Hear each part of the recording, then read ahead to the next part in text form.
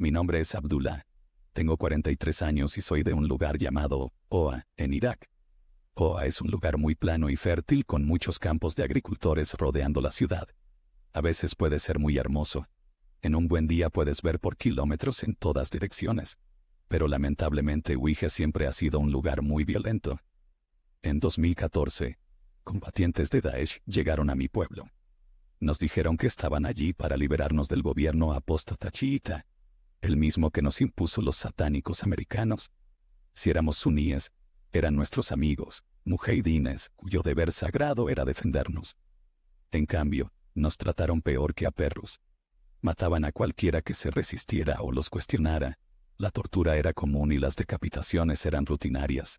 Su líder decía que nos llevarían al paraíso, pero solo nos trajeron infierno. Se infiltraron en cada aspecto de nuestras vidas. Muchos eran extranjeros convertidos que apenas rezaban o leían árabe, y nos decían que necesitábamos ser mejores musulmanes. Fue una locura.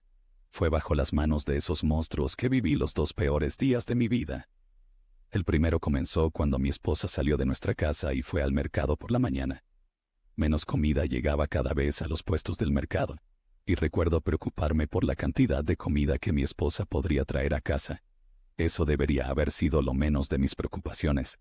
Unas horas después de que ella partiera, hubo un gran alboroto en el vecindario. Escuché a la gente gritar fuera de nuestra casa. Me enteré de que Daesh iba a ejecutar a alguien, y que sus combatientes llamaban a todos a la plaza del pueblo para que todos fuéramos testigos. Recuerdo sentir mucha pena por quien iban a ejecutar. A veces ejecutaban a personas por motivos frívolos o simplemente porque sospechaban que alguien era un espía. Mejor enviarlos al paraíso que arriesgar la seguridad de su califato. Solo esperaba que no fuera alguno de nuestros vecinos, o alguien popular de la comunidad. Cuando vi quién era, me quedé paralizado, rodeado por la multitud enfurecida. Sostenían a mi esposa mientras un comandante de Túnez explicaba que el profeta había prohibido estrictamente el uso de ropa roja, y que cualquiera que desobedeciera esta ética debía ser purgado. Esto no era verdad en absoluto. Aunque el profeta, la paz sea con él, declaró que nadie debe usar una vestimenta consistente en ropa completamente roja. Incluso si una persona usara ropa roja, simplemente se le debería aconsejar que no lo hiciera porque no es sunna. Me apresuré a evitar la ejecución, pero un vecino me detuvo y me mantuvo alejado. Él sabía que si intervenía también me matarían. Lo mejor que pude hacer fue pensar en nuestros 2 hijos, asegurarme de vivir por ellos, asegurarme de que no vieran. No miré, pero escuché el disparo, y ese fue el disparo que rompió mi corazón para siempre. El segundo día que arruinaron mi vida, el día que la arruinaron para siempre, fue casi 2 años después. Elegí quedarme en Uija por el bien de nuestros 2 hijos, pero a medida que el ejército iraquí se acercaba y comenzaba a bombardear la ciudad, la situación se volvía insoportable y tuvimos que escapar. Logré conseguir algunas pastillas para dormir para mis hijos y una noche las trituré y las puse en leche para mis hijos. Lo bebieron y esperé a que los químicos hicieran efecto. Una vez que estuvieron dormidos, puse a mis 2 hijos sobre mis hombros y me dirigí hacia afuera en la noche. Mi plan era escapar hacia el ejército iraquí, pero no fue fácil. Daesh había dado órdenes a sus francotiradores de disparar a cualquier civil que huyera de la ciudad. Mientras corría por las oscuras calles de la ciudad, uno disparó contra mí. La bala me atravesó el hombro, lo que significaba que uno de mis hijos había sido alcanzado, y cuando encontré refugio, ya era demasiado tarde. Mi hijo había muerto, pero no pude parar. El Islam dicta que un cuerpo debe ser enterrado muy rápidamente después de la muerte, así que en la penumbra y la oscuridad, cavé rápidamente una tumba con mis propias manos, y coloqué a mi hijo inconsciente en ella. Luego lo cubrí con tierra lo mejor que pude, agarré a mi otro hijo, y corrí hacia afuera en la noche. Ya era amanecer cuando llegué a las posiciones del ejército iraquí, justo afuera de la ciudad. Estaba mentalmente destrozado, no había sentido alguno de victoria en absoluto. Y cuando los soldados se apresuraron a tomar a mi otro hijo de mí, me desplomé en el suelo. Pero luego, mientras estaba allí, sorbiendo agua, escuché algo que hizo que mi corazón se detuviera. La bala atravesó directamente el corazón. Pobre niño. Murió al instante. Debe haber sido un francotirador mientras huían. Están disparando a todos ahora. Mis oídos empezaron a zumbar mientras la horrible realidad me golpeaba como un camión a toda velocidad. Había llevado a mi hijo muerto fuera de la ciudad y enterré a mi hijo dormida.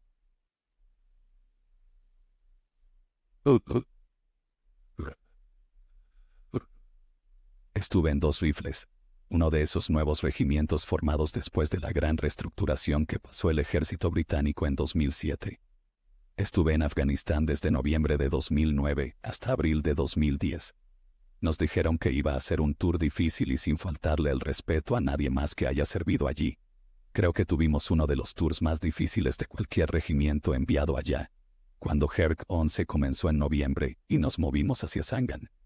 Perdimos 4 vehículos blindados a ataques con IED en solo 10 días. En esa etapa no estuve involucrado en combates serios. Principalmente fueron los 3er y 4 batallones los que estuvieron en medio de eso. Pero después de Navidad 2 rifles comenzó a involucrarse cada vez más en patrullas de combate, y fue durante una de esas patrullas que tuve mi primera experiencia. Estábamos cerca de un lugar llamado Makar, buscando componentes para hacer IED, que eran de lejos el mayor asesino de tropas británicas durante ese periodo. Así que cada pedazo de equipo para hacer bombas que recuperábamos podía salvar vidas. Había un rumor de que los talibanes locales tenían problemas para conseguir municiones, o que las estaban acumulando para un gran ataque o algo así. Pero de cualquier manera, parecían reducirse y confiar en ataques con IED de placa de presión en vehículos ligeros. Habían estado así durante un tiempo y, lamentablemente, los efectos fueron devastadores. Los talibanes estaban inundando Helmand con algunos de los mejores fabricantes de bombas del país, personas que habían estado jugando con explosivos desde antes de que la mayoría de nosotros naciéramos. Sus bombas se cobraron la vida de un teniente coronel de los Welsh Guards el verano anterior a mi llegada, el oficial de mayor rango en ser asesinado desde Falklands. Y llegó al punto en que nos sorprendíamos cuando alguien moría por fuego de armas ligeras. Pero tener a los talibanes retirados fue lo que hizo que mi primer contacto real fuera aún más aterrador. No me lo esperaba, y cuando finalmente atacaron lo hicieron con fuerza. Llevábamos buscando un gran complejo durante unos 30 minutos cuando uno de los chicos en el techo de uno de los edificios nos llamó. Cada vez más personas en motocicletas se movían alrededor de los campos que rodeaban el complejo. No parecían tener armas, pero las motocicletas parecían estar llevando más y más personas a la zona. Pronto quedó claro que estábamos en proceso de ser rodeados por un gran número de hombres en edad de combatir, lo cual era realmente muy malas noticias. Sabíamos que iban a empezar a dispararnos en algún momento, que probablemente tenían armas escondidas en alguna parte, pero no podíamos enfrentarlos hasta identificar positivamente las armas o hasta que comenzaran a dispararnos primero. Así era en Afganistán, luchando con una mano atada detrás de la espalda, un verdadero dolor de cabeza a veces, pero ¿qué se puede hacer para defenderte de cualquier ataque potencial? Nuestro comandante de pelotón envió nuestra sección fuera del complejo, y a una zanja de irrigación que miraba hacia la zona verde. Esas zanjas de irrigación eran posiciones de tiro ideales, si no fuera por el hecho de que los talibanes las usaban deliberadamente como sus retretes para intentar disuadirnos. Parecía que la gran mayoría de los combatientes talibanes se formaban al oeste de nosotros y sabían que no podíamos atacarlos a menos que nos dieran una razón para hacerlo. Durante un tiempo, casi parecía que se estaban burlando de nosotros, simplemente moviéndose con valentía, gritando y riendo a medida que llegaban más y más personas. Luego, finalmente, todas las voces en la distancia se callaron, y nuestros compañeros en el techo informaron que podían ver algunos AKs apareciendo. No pasó un segundo después de que el primer RPG volara sobre nuestras cabezas, y la línea de árboles frente a nosotros estallara en vida con fuego de rifles. Al principio eran solo unos pocos disparos, pero se intensificó hasta convertirse en una cantidad aterradora de fuego. Todo lo que podíamos hacer era intentar responder tan bien como recibíamos. No sé cuántas rondas disparamos, pero cada cierto tiempo escuchabas a alguien llamar a un grupo de talibanes que se acercaban a nosotros. Comenzaron a unos 300 metros, y luego alguien identificó a un grupo a 250. Después fue a 200 y luego a 150 metros. Comenzamos a preocuparnos bastante. A esas distancias realmente podías ver a las personas a las que estabas disparando. Todos eran siluetas corriendo entre los árboles y otros cobertizos. pero realmente pude ver al enemigo por primera vez, y por mucho que quisiera sonar valiente o algo así, la realidad es que me hizo estremecer. Era como el juego de golpear al topo. Cada vez que eliminábamos una posición de fuego, aparecía otra en algún lugar más cercano, y sin importar cuántas granadas de 40 mm o cinturones de 7.62 enviáramos en su dirección, simplemente no dejaban de avanzar. Cuando el enemigo estaba a solo 100 metros de distancia, habíamos estado luchando tanto tiempo que comenzábamos a quedarnos sin municiones. Afortunadamente, parecía que ellos también estaban escasos porque la cantidad de fuego de ametralladora comenzó a disminuir, y las granadas comenzaron a estallar en los campos frente a nosotros. Lanzamos algunas de vuelta hacia los arbustos frente a nosotros, pero más para mantener sus cabezas bajas que para cualquier otra cosa. Recuerdo escuchar a nuestro comandante de sección decirnos que cesáramos el fuego, y mientras mantenía mis ojos pegados a la zona verde buscando algún movimiento, escuché dos palabras que me hicieron sentir enfermo en el estómago: bayonetas fijas. Obviamente nuestro comandante de pelotón pensaba que los talibanes iban a intentar un asalto probablemente después de lanzarnos algunas granadas, así que en realidad nos hizo fijar bayonetas por si acaso llegábamos a un combate cuerpo a cuerpo. Allí estábamos, en una zanja, con millones de libras en aviones, satélites y drones vigilándonos, y estábamos fijando bayonetas como si estuviéramos en la Primera Guerra Mundial. Mi mayor temor en ese momento era recibir la orden de cargar. Nuestro comandante de pelotón era un tipo excelente y nunca daría una orden tonta como esa, pero como dije, en ese momento estaba sentado pensando: no nos envíes por encima, señor, por favor, no nos envíes por encima. Afortunadamente no lo hizo, pero luego estaba la perspectiva de ser asaltado por el grupo más cercano de talibanes. Si sus compañeros proporcionaban un buen fuego de cobertura, podrían lanzar algunas granadas en la zanja, y luego simplemente avanzar mientras estábamos demasiado aturdidos para hacer algo al respecto. Justo cuando todos esos pensamientos corrían por mi cabeza a toda velocidad, llegó la noticia de que había un A-10 holandés en posición y estaba en camino de estar sobre nuestra ubicación en 5 o 10 minutos. Para aquellos que no lo sepan, un A-10 es un avión estadounidense que básicamente es solo una ametralladora masiva con alas adjuntas. Esta ametralladora masiva dispara municiones explosivas, es extremadamente precisa, y está diseñada para destruir tanques. Así que imagina lo que hace a las personas. Saber que uno está en camino es uno de los mejores sentimientos que puedo describir. Son como ángeles guardianes, pero esta visita vino con una trampa. Porque los talibanes estaban tan cerca de nosotros, el A-10 tendría que poner toda esa munición explosiva a solo 100 metros de nosotros. En cualquier otro momento, nos habríamos retirado al complejo, a un mejor cobijo antes de que cayera el ataque. Pero como no teníamos municiones para cubrir nuestra retirada, solo tuvimos que sentarnos allí y rezar para que el piloto holandés estuviera atento y muy despierto. No creo que las palabras puedan describir lo sombrío que fue quedarse con las últimas 10 rondas escuchando a los 50 o 60 talibanes frente a ti gritando «Alá Akbar» en preparación para cargar. Todo mientras esperabas que el ataque aéreo llegara a tiempo. Pensaban que nos tenían. Realmente lo creían. Pero justo cuando empezaron a abrir fuego con las ametralladoras ligeras, presumiblemente para cubrir su avance final, se escuchó un rugido bajo cuando el A-10 comenzó a descender sobre nosotros. Y cuando el sonido rugiente estaba en su punto más alto, solo se escuchó este sonido almighty de rugido cuando el A-10 abrió fuego con su cañón.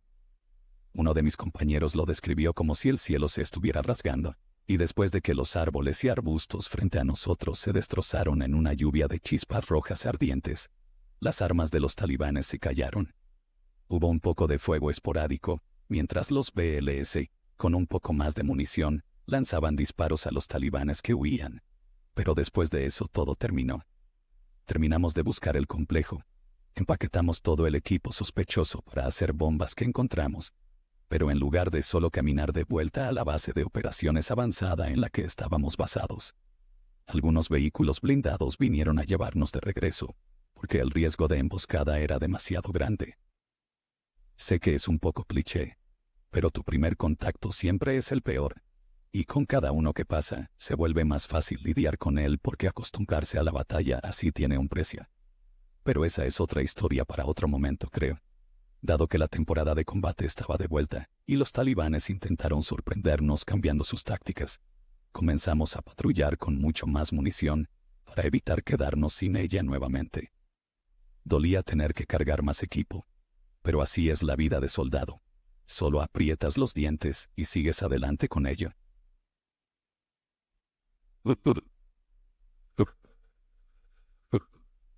La historia es bastante larga, pero todo tendrá sentido al final. Nací en Fort Lewis, Washington, en febrero de 1980. Mi padre estaba en el ejército de Estados Unidos, así que nos mudamos a Fort Mooka, Arizona, cuando tenía alrededor de 1 año y medio. Después de aproximadamente 1 año, mi padre fue transferido de regreso a Fort Lewis y completó su carrera allí hasta septiembre de 1983, cuando terminó su servicio. Nos mudamos a Montana, donde ambos mis padres nacieron y crecieron en pequeños pueblos. El pueblo de mi padre era uno de los más pequeños, con una población de unas 120 personas. Nos mudamos allí primero, y vivimos allí durante unos 2 años antes de mudarnos a otro pueblo más grande. Yo era el único chico en la familia, con 2 medias hermanas de un matrimonio anterior abusivo de mi madre, y 2 hermanas completas. Puedes imaginar el tormento que tuve que soportar mientras crecía, pero eso es irrelevante para mi historia. Mis padres siempre estaban tratando de buscar mejores oportunidades laborales. Esa era la razón por la que nos mudábamos de diferentes pueblos. Cuando estaba en 2º grado, nuestra escuela estaba al lado de la escuela secundaria, también conocida como secundaria.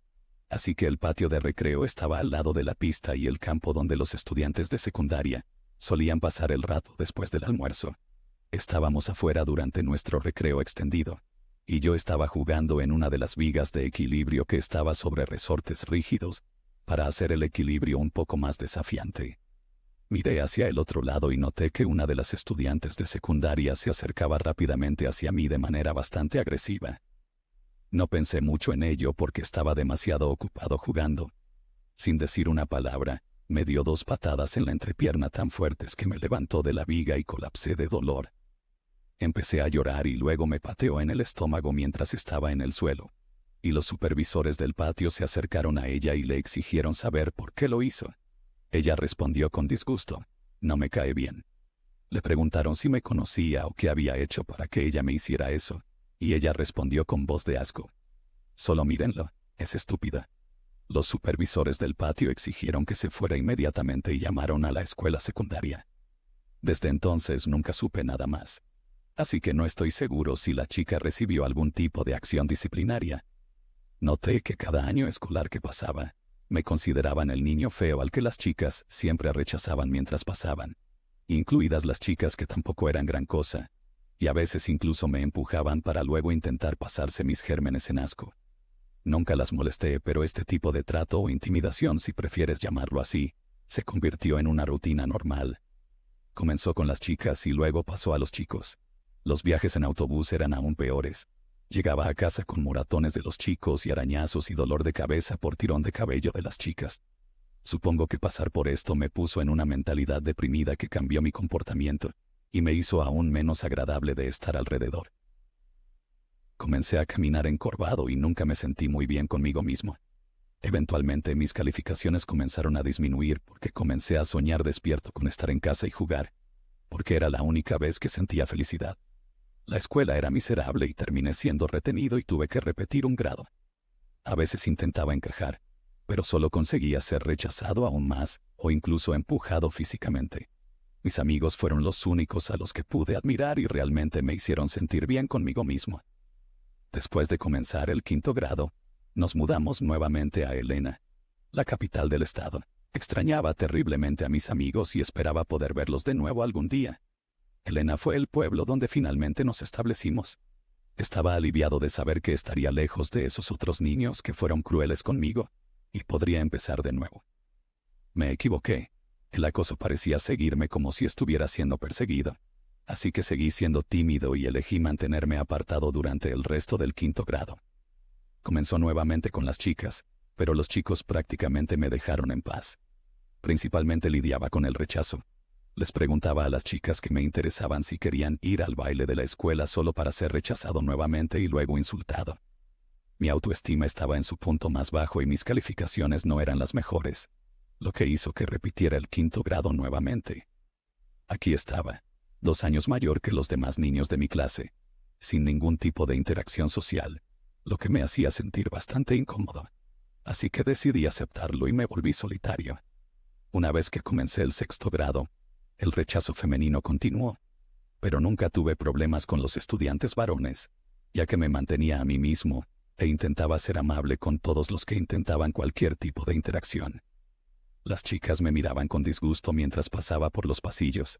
Una de ellas incluso dijo, «asqueroso», mientras pasaba a mi lado. Nunca hablé con ninguna de ellas, pero debido a la forma en que siempre me trataron antes, no pude evitar sentir que tal vez lo merecía, o que de alguna manera era mi culpa. No creía que realmente fuera feo, pero como todas las chicas decían que sí, debía ser verdad. Aunque no negaré que definitivamente era bastante flacucho.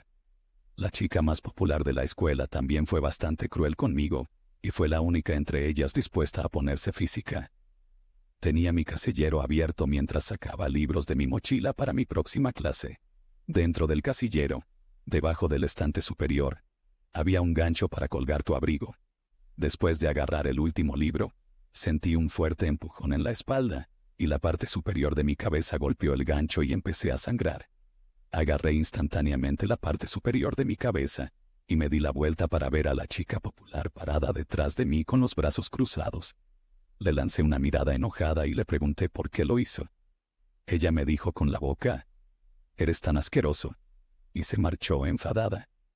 Afortunadamente la herida fue muy leve y solo sangró durante unos segundos, así que no necesité puntos, pero me dolió el resto del día. Más tarde ese día, un grupo de chicos que eran los bravucones de la escuela se acercaron a mí y me informaron que la señorita popular les había pedido que me golpearan, pero dejaron claro que no lo harían porque yo era agradable y no querían. Les agradecí y luego me dirigí a mi autobús. Nunca entendí por qué las chicas me encontraban repulsivo. Me bañaba regularmente y sé que no olía mal. Ni siquiera tenía acné. Como elegí mantenerme apartado, nunca realmente tuve amigos. Había un grupo de chicos que no eran exactamente ángeles o los mejores modelos a seguir, pero estaban dispuestos a acogerme bajo su protección. Sí, eran considerados una mala influencia, pero se sentía bien ser aceptado de nuevo. Salía con ellos con bastante frecuencia y comencé a mostrar un mal comportamiento. Robé cigarrillos a mis padres, vandalicé buzones, salí de noche y comencé a involucrarme con drogas, etc. Eventualmente los problemas me alcanzaron y la ley se involucró. Tenía 15, casi 16 años, y como era menor de edad, fui puesto bajo custodia del Estado y enviado a Billings, donde me quedé en un grupo terapéutico solo para hombres. El hogar de grupo era bastante estricto y tenías que ganarte cualquier tipo de privilegio, como los videojuegos. Cuanto más en serio te tomabas tu tratamiento, más privilegios ganabas. Los chicos que no estaban dispuestos a dedicarse a su tratamiento o actuaban como si no les importara, eran trasladados a instalaciones más estrictas, y esta idea me aterraba, así que me mantuve enfocado y dedicado a mi tratamiento. Durante mi tiempo libre pasaba tiempo levantando pesas y jugando videojuegos. Eventualmente comencé a ganar más músculo. No era tanto que se notara a simple vista, pero lo suficiente como para que lo notaras si realmente lo observabas. Ya no era tan delgado y realmente desarrollé algo de pectorales. Poco antes de cumplir los 18 años, el personal del hogar de grupo me organizó una fiesta para celebrar mi éxito, y mencionaron cuánto había crecido y cambiado desde que llegué por primera vez. Me liberaron 2 días antes de mi cumpleaños número 18, y salí con más orgullo y confianza en mí mismo de lo que había sentido antes. Mi joroba desapareció, y recuperé mi confianza. Me despedí de todos, intercambié abrazos con algunos amigos, uno de los cuales lloró mientras me iba, y luego subí al auto de mis padres y viajé 4 horas de regreso a casa. Meterme en problemas fue una bendición para mí y realmente cambió mi vida para mejor. Nunca fui muy alto. Dejé de crecer a los 16 y solo mido 1,73 m, pero nadie se burlaba mucho de mi altura después de los 18. Conseguí un trabajo en McDonald's, pero nunca me sentí cómodo allí porque simplemente no sentía que fuera el trabajo para mí. También noté algo más. Las chicas no me estaban maltratando. Y si algo, muchas coquetearon conmigo. Por coquetear me refiero a una gran cantidad. Aparentemente muchas chicas de la escuela secundaria me reconocieron y me trataron como si fuera el chico más atractivo que jamás habían visto. En este punto, debido a la forma en que siempre me trataron, lo tomé como un intento de broma, así que no tuve problemas en decir que no y alejarme. No confiaba en ellas porque su tratamiento hacia mí me dejó un mal sabor de boca de todos modos. Avanza rápidamente a enero justo antes de cumplir los 21 años, y me uní al ejército de los Estados Unidos. Mi especialidad era 13 Bravo, artillero y miembro de la tripulación, y serví en la división aerotransportada 101, 320 grados de artillería de campo. Durante mi tiempo en el ejército, las mujeres comenzaron a lanzarse sobre mí donde quiera que fuera. Al principio me encantó. Era un nuevo camino en mi vida, así que sabía que todo lo que me arrojaban era real y no tenía que preocuparme por matones o bromas. Aumenté aún más de músculo. Mi puntuación en PT era más de 300, y aunque no parecía un culturista, definitivamente estaba en forma. Mis venas sobresalían un poco y mis pectorales eran aún más grandes, lo que me hacía ver un poco gracioso para los demás porque cuando caminaba normalmente, otros comentaban cómo parecía que tenía el pecho hinchado. Todo era en buen plan, sin embargo. Aparentemente me volví más atractivo. Al principio lo disfruté, pero más tarde empecé a cansarme un poco. Así que decidí ser más recluso y frecuentar menos los clubes. Avancemos un par de meses más. El 11 de septiembre sucedió el ataque. Finalmente fuimos a la guerra en Irak. Y luego mi tiempo en el servicio terminó, y me enviaron de regreso a Estados Unidos para procesarme. Me dieron la baja honorable con 2 medallas de elogio del ejército, una medalla de logro del ejército, medalla de buena conducta, etc. Dado que la salud de mi padre estaba en declive, decidí volver a casa en lugar de volver a alistarme. Después de llegar a casa, trabajé en trabajos esporádicos aquí y allá mientras terminaba mi contrato de 8 años en la reserva. Todavía estaba tratando de encontrar mi lugar, y muchas de las chicas con las que fui a la escuela me notaron aún más que antes. La atención fue abrumadora y no estaba acostumbrado a ver a estas mismas chicas, que me trataron tan mal de repente tratándome como si fuera el hombre más guapo que jamás hubieran visto. Comencé a salir de nuevo, pero nunca con las chicas con las que fui a la escuela, y aterricé en una relación que duró 2 años, pero eventualmente terminamos. Avancemos hasta julio de 2016, cuando mi padre falleció. Dado que era veterano, le dieron un funeral de veterano y saludé a mi padre como un soldado honorable durante la reproducción de TAPS y el saludo de armas. Mi vida se sentía vacía, como si me hubieran arrancado un pedazo enorme. Y eventualmente subí un poco de peso, pero no mucho. Con el tiempo acepté su fallecimiento y perdí el peso que había ganado, volviendo a tener el cuerpo increíble, como la mayoría de las mujeres lo decían. Avancemos hasta mis finales de los 30, y me sentí cómodo usando camisetas atléticas como Under Armour, ajustadas no por la apariencia, sino porque las encontré bastante cómodas. Necesitaba un par de zapatos nuevos y estaba usando mi ajustada camiseta negra Under Armour. Estacioné mi auto y caminé por el estacionamiento del distrito comercial hacia Famous Footwear, y una vieja camioneta deteriorada se detuvo frente a mí en la carretera que corre entre las tiendas en el estacionamiento. Estaba a unos 30 metros y no pensé mucho al respecto hasta que miré hacia adelante. Había 2 jóvenes que parecían estar todavía en la escuela secundaria en la camioneta, y literalmente se detuvieron para mirarme fijamente. Una de ellas gritó "Wow" como Joan Jett en I Love Rock and Roll. Luego la otra dijo, "¿Puedo tener tu número?". Sonreí y respondí que aunque me sentía halagado, era lo suficientemente mayor como para ser su padre. Parecían sorprendidas y dijeron "Lo siento", a lo que les hice un gesto con la mano mientras se alejaban en su camioneta. Este tipo de atención se volvió muy normal para mí en este punto. Dado que no había escapatoria, decidí aceptarlo y seguir adelante. Avancemos un par de años más y ahora tengo 40 años. Eran aproximadamente las 10:30 p.m. Y después de un largo día de trabajo, decidí detenerme en una de las gasolineras de la esquina en la ciudad. Puede que esté en forma con muy poca grasa corporal, pero tengo un mal hábito de nicotina. Llevaba puesta mi camiseta negra Under Armour ajustada, y estaba esperando en la fila para comprar mis cigarrillos y mi bebida favorita, Mountain Dew. Entra esta mujer que parecía tener entre 27 y 30 años y estaba claramente intoxicada. No era fea, pero tampoco era atractiva. Estoy seguro de que si llevaba maquillaje, en realidad se vería bastante decente. Miró a su alrededor y luego sus ojos se encontraron con los míos. Caminó, o más bien tambaleó hacia mí, y luego comenzó a rodearme lentamente, como un buitre. Se inclinaba hacia atrás en la cadera como si tuviera dificultades para mantener equilibrado el torso, y continuó rodeándome y moviendo la cabeza hacia arriba y hacia abajo, como si me estuviera escaneando.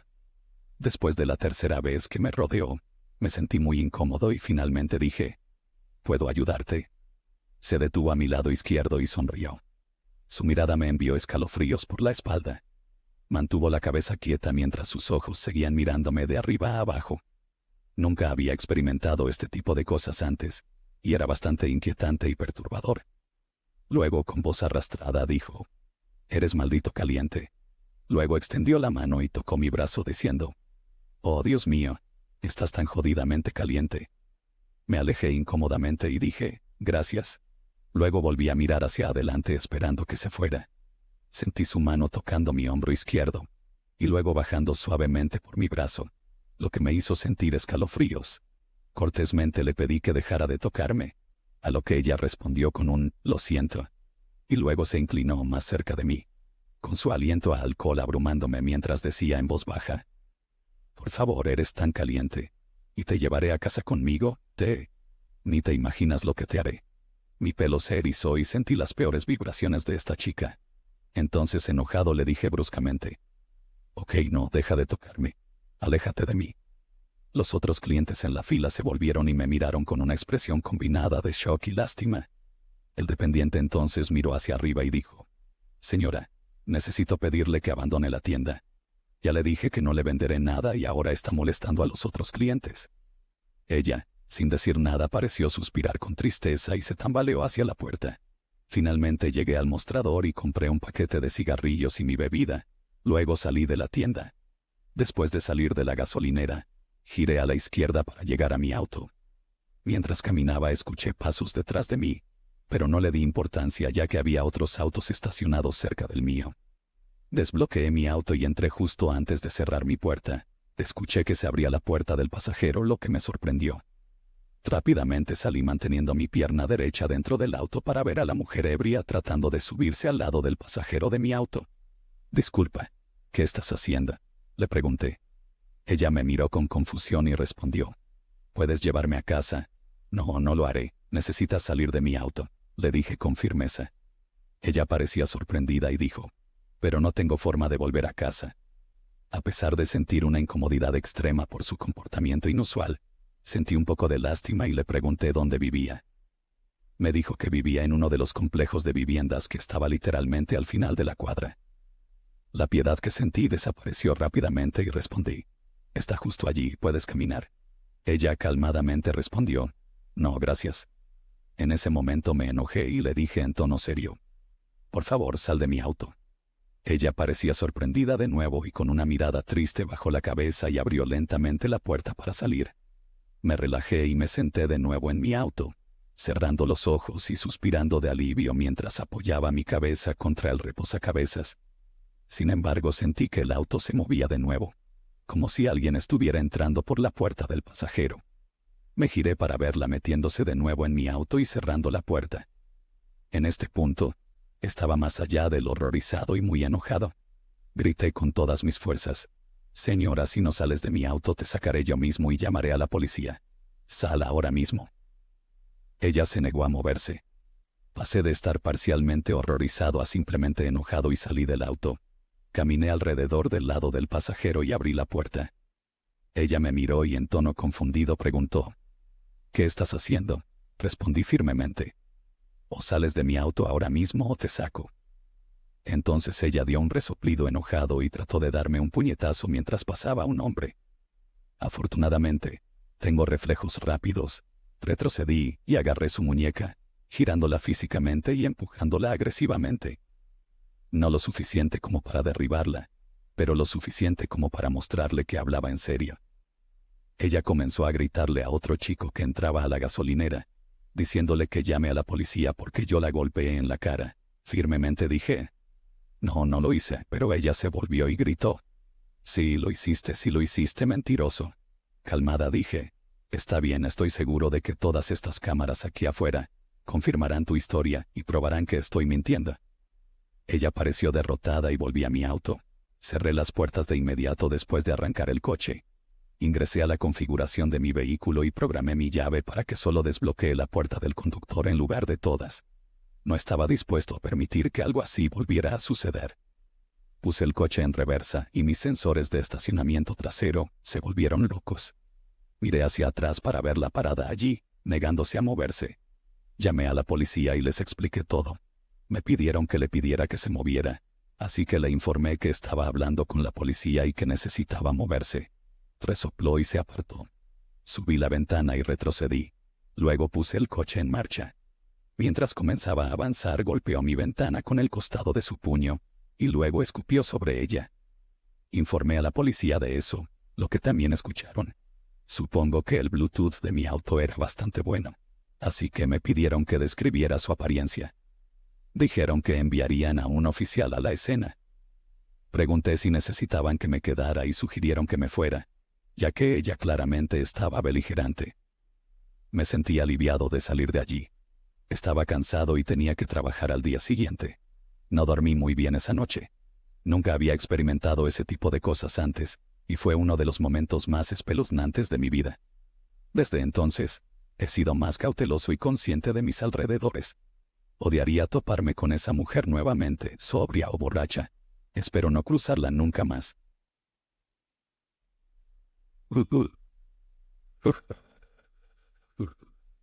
Creo que la gente no se da cuenta de cuántas personas realmente se ofrecieron como voluntarios para luchar en Vietnam. Siento que las películas a veces pintan un cuadro de todos estos fumadores de marihuana, fraguando a todos estos malditos jefes de pelotón. Pero cuando me enlisté por primera vez no era así en absoluto. Mi primera gira fue con una unidad de infantería del ejército estacionada cerca de Dacto, y mi pelotón estaba compuesto por soldados enlistados y voluntarios. Estábamos todos allí porque queríamos estar allí, y aunque la moral no estaba exactamente por las nubes todo el tiempo, fue infinitamente mejor que mi segunda gira. Mi segunda gira fue en un pelotón donde casi un tercio de los soldados fueron reclutados. Y eso hizo una experiencia muy, muy diferente. En esa segunda gira realmente había esta atmósfera de nosotros contra ellos. No me malinterpretes, todos éramos estadounidenses cuando Charlie nos visitaba, pero en cualquier otro momento éramos dos campos distintos. Los que querían luchar por su país y los que no. Uno de los reclutados era este chico regordete de Wisconsin. Con todo ese calor y todas esas patrullas a pie, normalmente el peso se derretiría de un tipo, pero no de este chico. Era como si los quesos curados estuvieran pegados a sus huesos. Era un buen chico, pero fue el peor soldado que jamás había conocido. Dios sabe cómo logró pasar el entrenamiento básico, pero lo hizo. Y fue nuestro pelotón el que tuvo la suerte de contar con su presencia.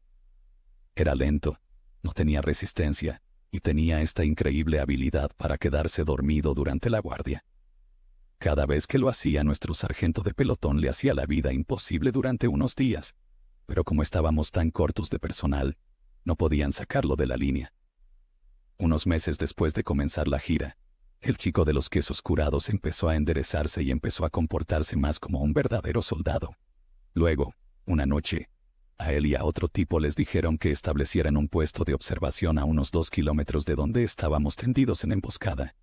Habíamos estado cazando a este grupo de Vietcong durante semanas, y la idea era que el puesto de observación nos alertara sobre sus movimientos y números, para que pudiéramos planear la emboscada en consecuencia.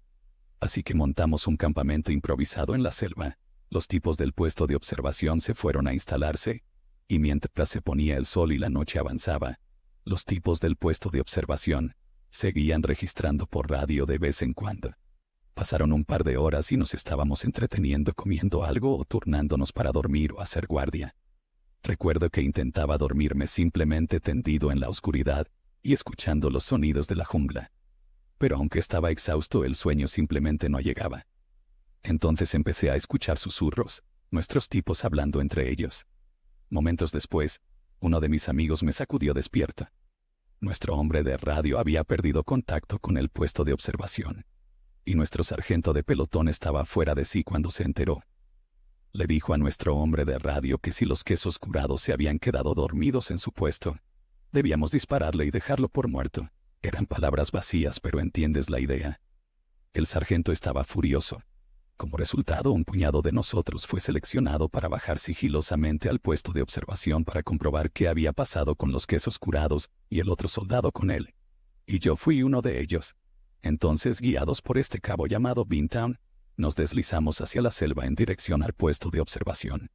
Debido a que teníamos que permanecer lo más callados e inconspicuos posible, nos llevó un tiempo llegar al puesto de observación.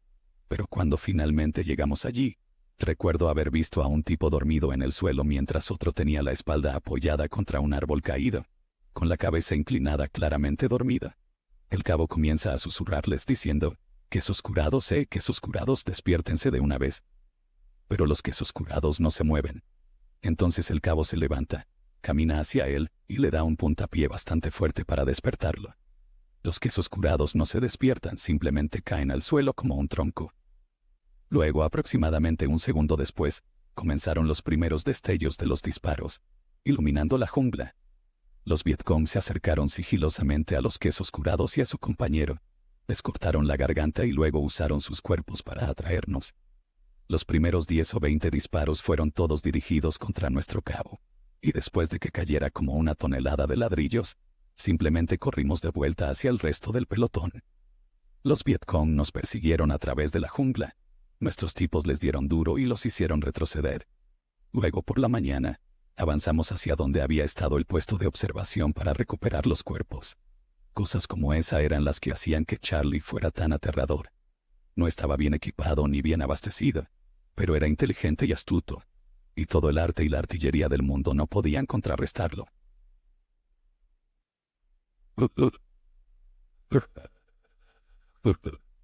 Mi historia tiene lugar en 2012 en Colorado Springs, Colorado.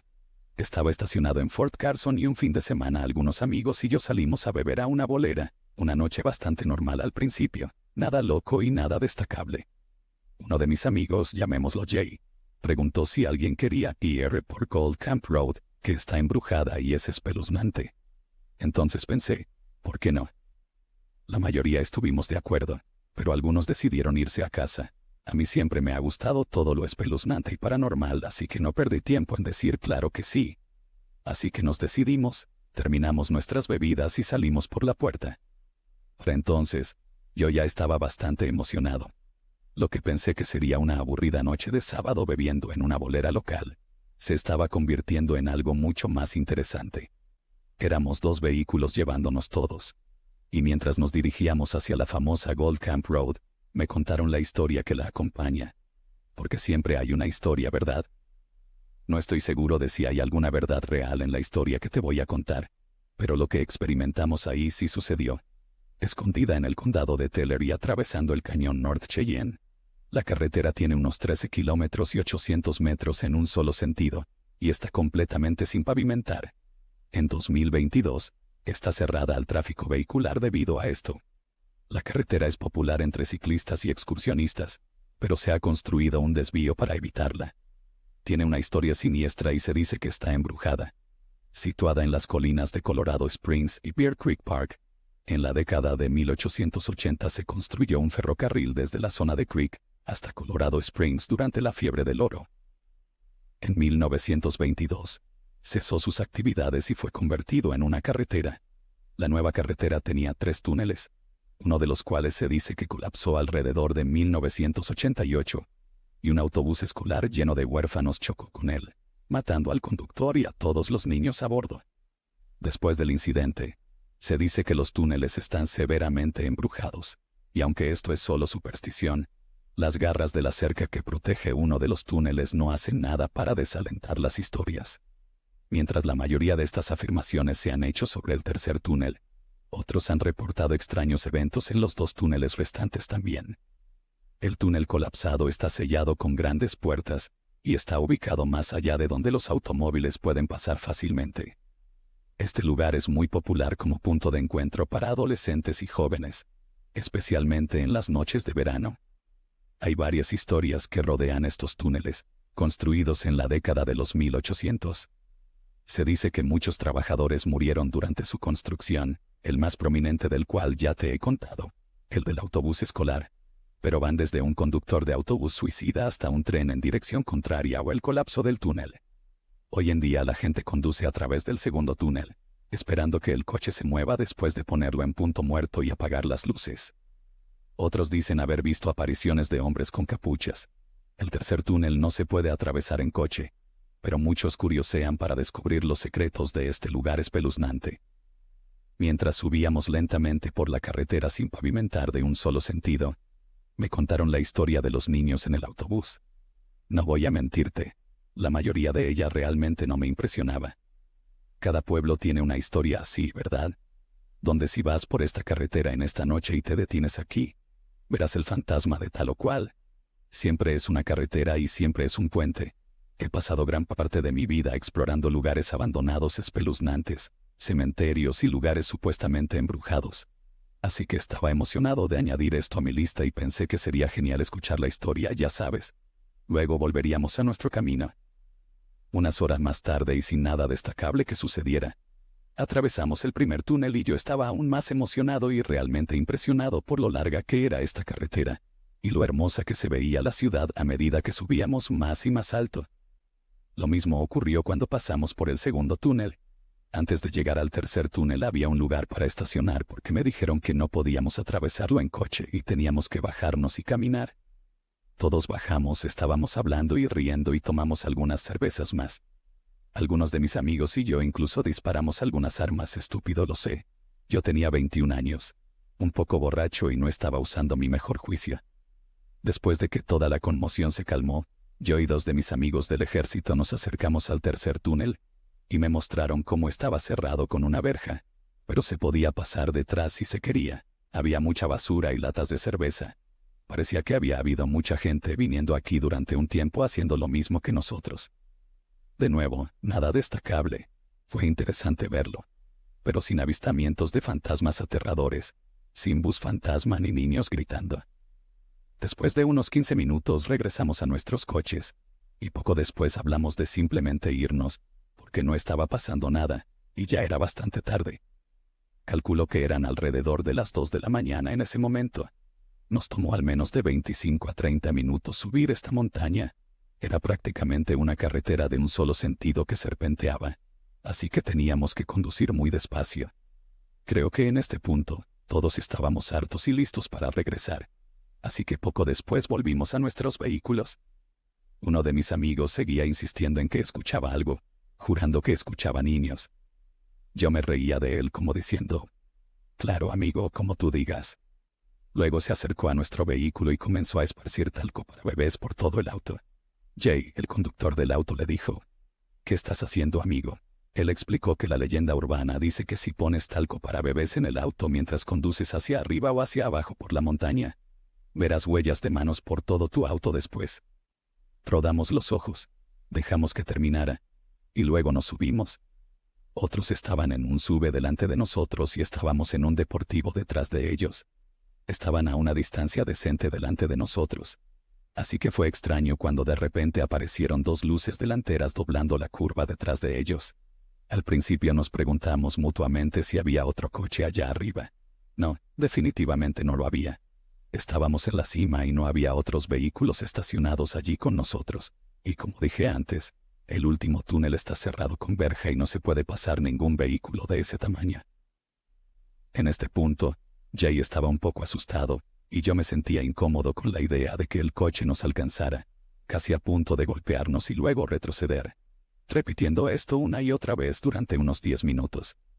Dirigirse por una carretera de un solo carril, curva y sin barandas ya es bastante estresante, pero con un vehículo justo detrás de ti, la intensidad se multiplica por 100. Finalmente, el coche retrocedió y las luces desaparecieron aproximadamente a la mitad de la montaña. Nos miramos intercambiando esas miradas de «¿Qué demonios?». Y justo cuando volví la vista hacia la carretera, ambos lo vimos.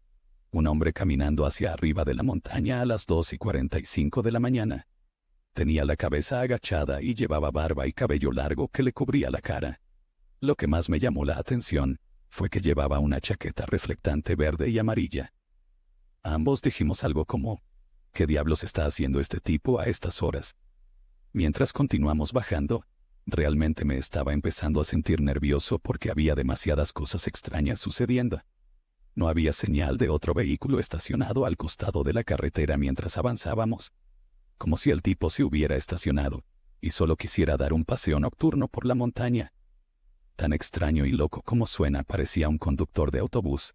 No creo que ninguno de los dos lo haya dicho en voz alta, pero sé que ambos estábamos pensando lo mismo.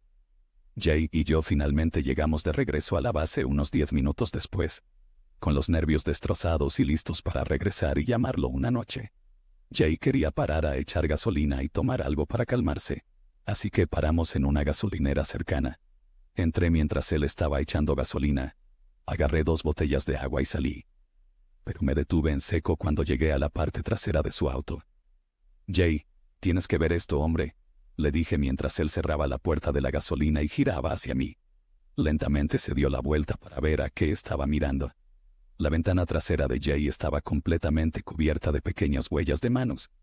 Todo ese talco para bebés que había esparcido antes estaba ahí. Realmente había sucedido. Estaba en shock y aún más asustada.